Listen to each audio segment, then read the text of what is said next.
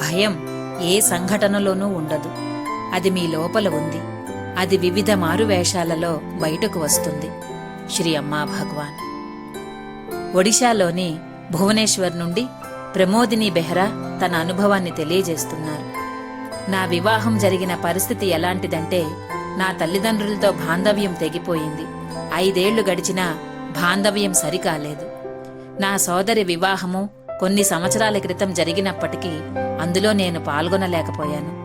నా తల్లిదండ్రుల నుండి దూరంగా ఉండటం కారణంగా నేను విచారంగా మనోవ్యధకు గురి కావడం జరిగింది. నా భర్త ఆదాయం నామమాత్రంగా ఉంది. మేము చాలా ఆర్థిక ఇబ్బందులతో సరళమైన జీవితాన్ని గడుపుతున్నాము. నేను 2019లో నవగ్రహ హోమంలో పాల్గొని నా తల్లిదండ్రులతో బాంధవ్యాన్ని సరికావాలని ప్రార్థించాను. అలాగే మా ఆర్థిక వృద్ధి కోసం కూడా ప్రార్థించాను. హోమం తరువాత దైవీక ఆశీర్వాదం మాపై కురిసింది. నా తల్లిదండ్రులు, సోదరి, బావగారితో బాంధవ్యం సరిదిద్దబడింది. నా భర్త ఆదాయం పెరిగింది. మేమిప్పుడు సౌకర్యవంతమైన, సంతోషకరమైన, ప్రశాంతమైన జీవితాన్ని గడుపుతున్నాము. హోమం సమయంలో పొందిన ఆశీర్వాదం కారణంగా ఈ అద్భుతం జరిగింది. నా ప్రార్థనలన్నింటికీ సమాధానమిచ్చిన గ్రహాధిపతి శ్రీ అమ్మా భగవానులకు ఎంతో కృతజ్ఞతలు.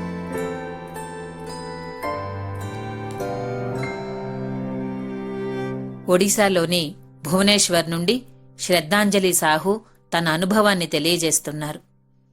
శ్రీ అమ్మా భగవాన్ దయవలన నేను ఒక ప్రైవేట్ మహిళా కళాశాల ప్రిన్సిపాల్ అయ్యాను. కానీ ఇతరులను ఎదుర్కొంటున్నప్పుడు నా హృదయం భయంతో నిండిపోయేది. నాకు స్వతంత్రంగా నిర్ణయాలు తీసుకునే సామర్థ్యం లేనందున నిరంతరం ఇతరుల సలహాలు తీసుకుంటూ ఉండేదానిని.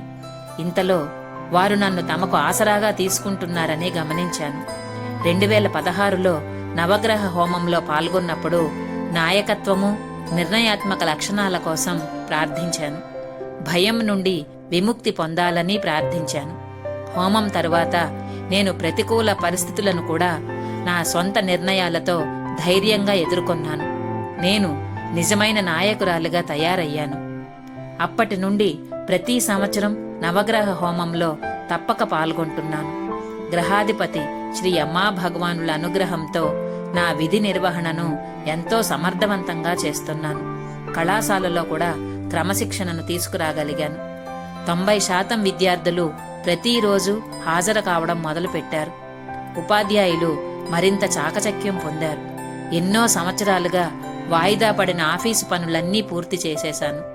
ప్రభుత్వ సహాయంతో కళాశాల ప్రాంగణంలో క్రొత్త భవనాలు నిర్మించడము, మొక్కలు నాటడము జరిగింది. ఈ విజయాలన్నింటినీ నాకు ప్రసాదించిన శ్రీ అమ్మా భగవాన్ పాదపద్మాల చెంత కృతజ్ఞతలు తెలియజేస్తున్నాను. థ్యాంక్ యూ అమ్మా భగవాన్.